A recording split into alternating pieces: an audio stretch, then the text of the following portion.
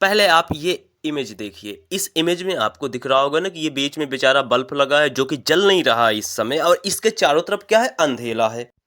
अब ये दूसरी इमेज देखिए, इसके चारों तरफ क्या है, उज्जेला है। अब इन दोनों इमेजों को मैं आपको क्यों दिखा रहा हूं, बस यही तो है गॉस बाबा का नियम भाई। चलिए समझाता हूं। पहले ये एनसीईआरटी द्वारा दी गई गॉस बाबा की थ्योरी देखिए।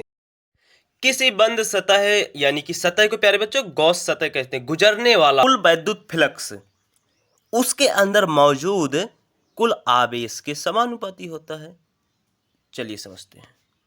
पहले तो मैं आपको बता देना चाहता हूं कि हम सारे उदाहरण जमीनी स्तर पर लेंगे जो आप डेली यूज करते हैं।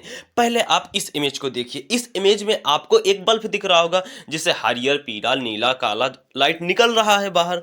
तो आप जरा देखिए कि उस बल्ब के अंदर से लाइट निकल रही है ना, तो वो बल्ब क्या है, खुला है का? अरे भाई बंद बल्ब होगा। अब दूसरा इमेज देखिए।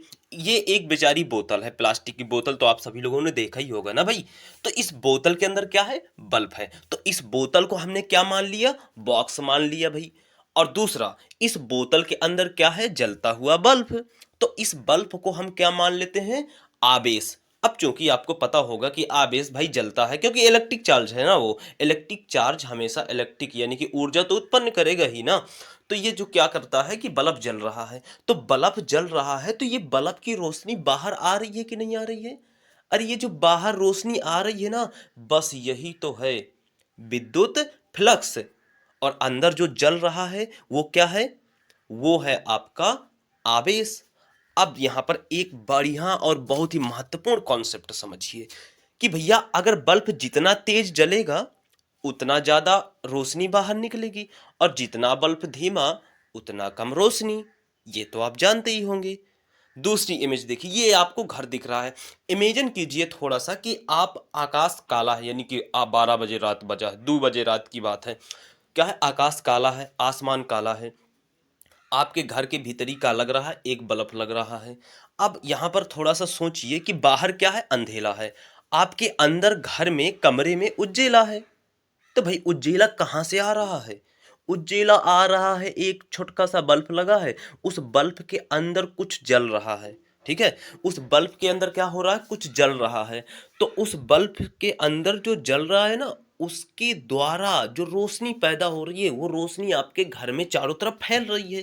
तो ये जो रोशनी फैल रही है ना, अरे प्यारे बच्चों यही तो है विद्युत फ्लक्स।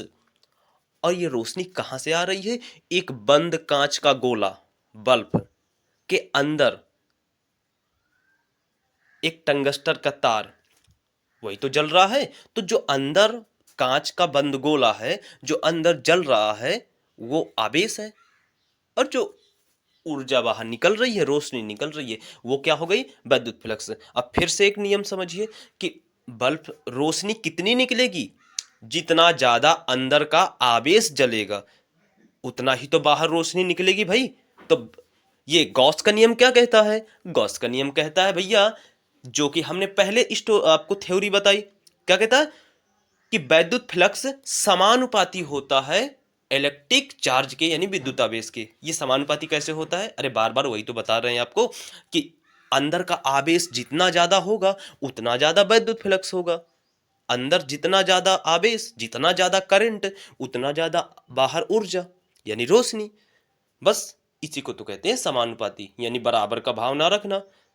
अब यहां तक पर बच्चों इसमें एक बहुत ही प्यारा कंसेप्ट था वैद्युत फ्लक्स। अगर वैद्युत फ्लक्स के बारे में आप विस्तार से जानना चाहते हैं तो हमारी एक ऊपर वीडियो दिख रही होगी, आप उसको सर्च करके हमारे चैनल में जाकर के देख सकते हैं। अगर हमसे जुड़ना चाहते हैं तो हमारी सारी क्लासें फ्री हैं और आप हमसे जुड़ सकते हैं, कोई भी फीस नहीं लगेगी।